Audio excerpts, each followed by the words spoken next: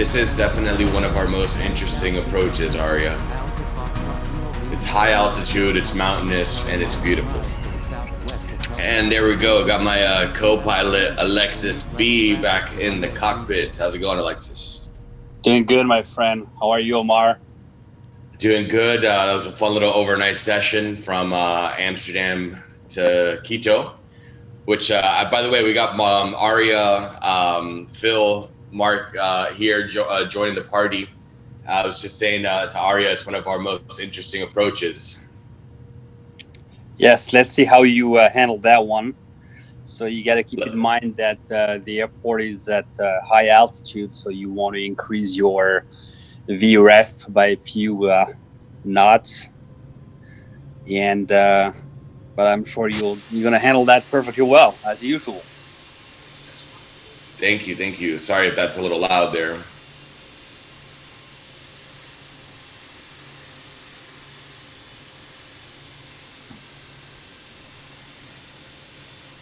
Okay, the airport's coming up there on our left.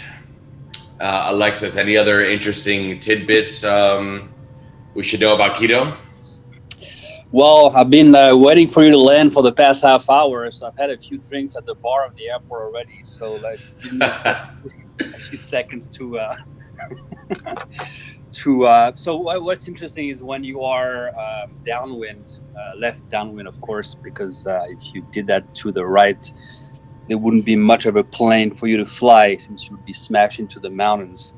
There are some specific altitudes to keep according to the star, and should you take only maybe half a nautical mile to the left of what the track is supposed to be, then you would probably kiss the top of a small mountain there too. So it's a very tricky one. You know what? I think I'm coming in too high. Well, in that case, engage your spoilers, maybe your landing gears, reduce your speed to 135, and then you should be able to nosedive while still.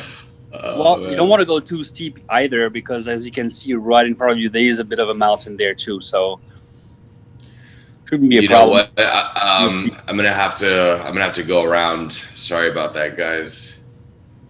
I don't want to. Pleasure in the cockpit. Yeah, I don't want to. You know, we're all about the realism here, so I don't want to mess this one up. So let me just go ahead and put this back and start the circle again at the nav aid for Quito. But that's a good experience. What do you do when you have to go around, Omar? What's the standard procedure? So standard procedure for going around. Sorry about that. IF assistant.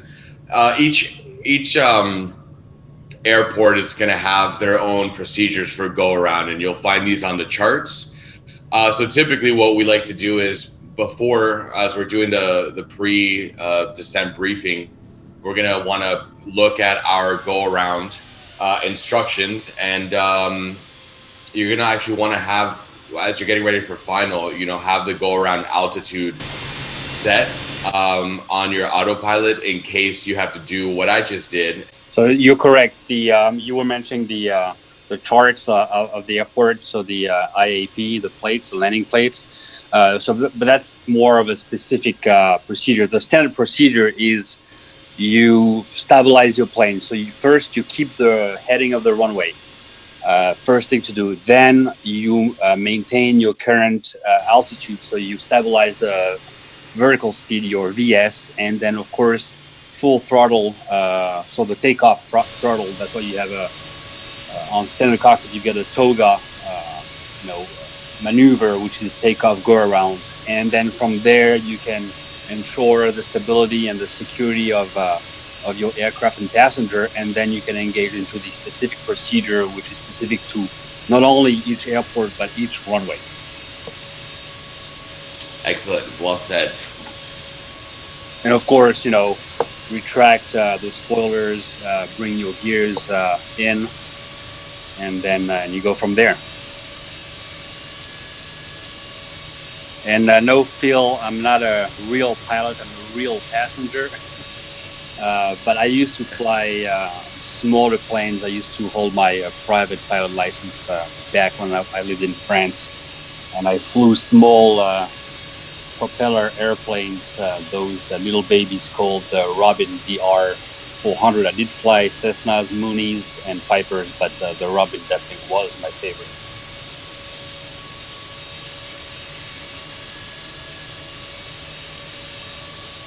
So you know what happened to me there?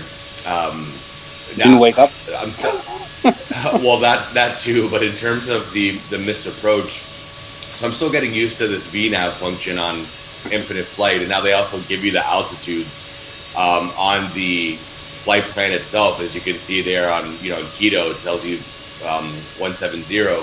So when I was sort of on that base leg, I forgot that I disabled that VNAV, started talking to you guys, and missed that coming into Dabit at 10,000. So I guess stay focused, guys. Yeah, always. For that airport, I actually do not use the auto landing or even the localizer, for that matter. I'd rather do it by hand, because they can be with the mountains. There can be some wind gusts. It's just easier to handle it manually, in my opinion. No, I agree. I like to do that. I had just let's see here. Typically, actually, I think I've only used the auto land itself like maybe 5 times or something in all of my landings. I just think that the more manual you can do is like that's all the fun of it. Yeah, same here. Okay, so we've got to go down to 14,000. I'm still climbing, but I want to go back down. Oops, hope the passengers don't mind. Exact heading of the runway here is 001. Just FYI. Okay, excellent. So. And I brought my craft in around 134, 135. But yeah, that should work for you, since you've been circling around a little bit because of heavy traffic. Yeah. Right. So you have less fuel. Yeah, I think that'll work. I think that will work. Probably 134 should be a good one with full flaps out. This path that the star on Infinite Flight is a little bit different than our NDP charts. The NDP charts has you going almost sort of straight down after Quito to essentially what looks like QM003, but that's okay. I guess we'll zigzag here and start slowing it down. Oh yeah, you're coming in a bit fast. I would definitely at that point already be around 180. You can see that very last waypoint before joining the final heading. Then is a bit of a stiff one. Right. So typically, I did my last turn from base to final at a speed of 165. So shorter to be rather slow speed, allowing me to have more time to anticipate any next move.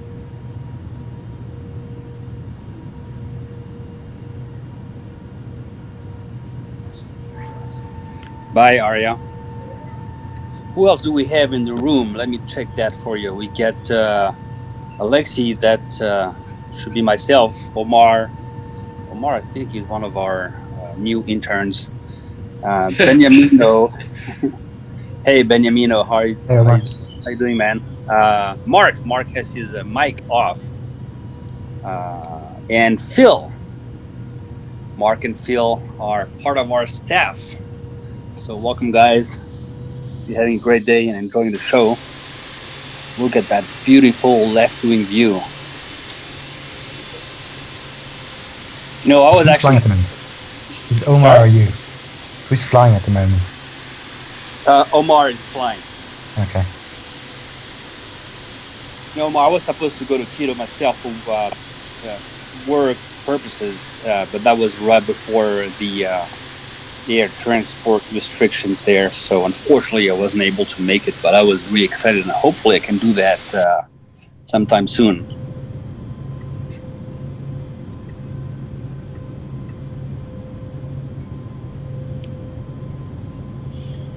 Looking good, Omar. Thank you, sir. So one thing I noticed is that you did not select the ILS on nav1. So to do that, you don't want to do that now because you're too busy. But you will go next time on the maps, tap on the airport, and then at the bottom tab, there's one which is dedicated to runways. Then it will display the list of runways. You will click on the one that you want to select, and then associate that to either nav1 or 2. But nav1 is typically the one we use for the ILS, the instrument landing system. And that will give you the little needle to the right, the green needle to the right of your HUD, allow you to know how you're finding yourself according to the slope, the guide slope. So if you're too high or just too low, you will see that there. So I encourage you to do that next time. That's a good tip, Alexis. Because right now the is for the preset altitudes, but then you will have then to go also to the nav tab of your cockpit, and then instead of basing the nav systems on the GPS, set it on nav1. But and then if you do find yourself in this position of essentially going visual, what I'm going to do is the little circle, the under circle bottom left of the V on my HUD is going to indicate where I'm going to end up. So we're going to try to put the threshold of the runway. Excuse me 1 second. Let me disable this heading and disable. All right, so I have control here. So we're going to keep the circle, the threshold inside the circle, and coming in a little bit wide. We'll correct that. Nothing to worry about. Just make sure you guys buckle up. Altitude looks much better this time around. Yep. No nose diving here. You want to lower your speed again a little bit more. You want to be on final approach at 135 Omar. So plan for some time to slow down the craft and stabilize it. Okay, so I'm gonna keep it left here facing the valley until I see us line back up with the runway, and then I'll do a gentle right turn. Let me speed up for a second so I don't drop too much speed, or excuse me, too much altitude, and then I'll bring it back down once we're stabilized. Landing lights. How about the passenger? Yeah, seatbelts on. Okay, here we go. So we're lining up. Good, Seemed looking quite good. low to me.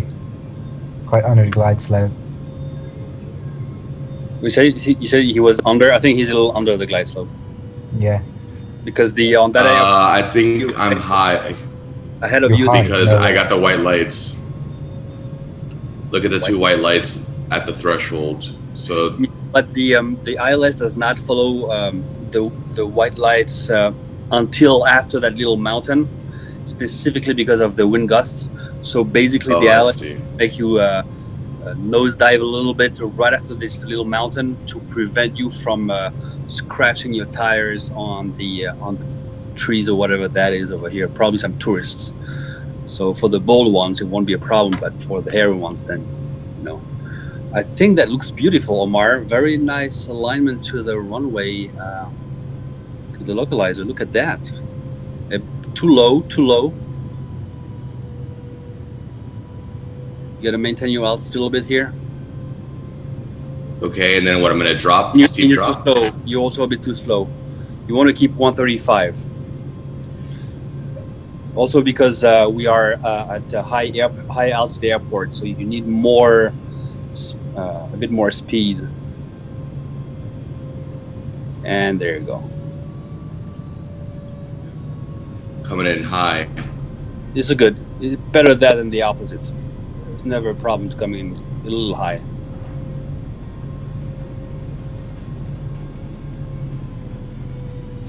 Oh wow, that was fantastic.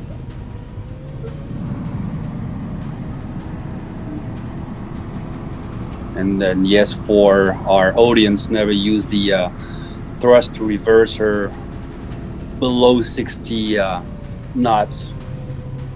Otherwise, you may get some warnings. I think I kept it above 60, but in ground speed. Oh no, you did right. You did okay.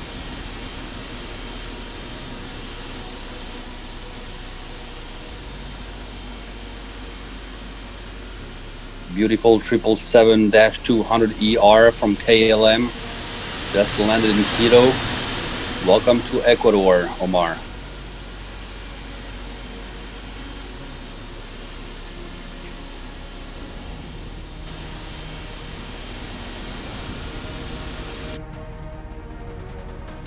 Thanks, Mark. Wait until you see at later hours with Omar after we've had the happy, very happy hours.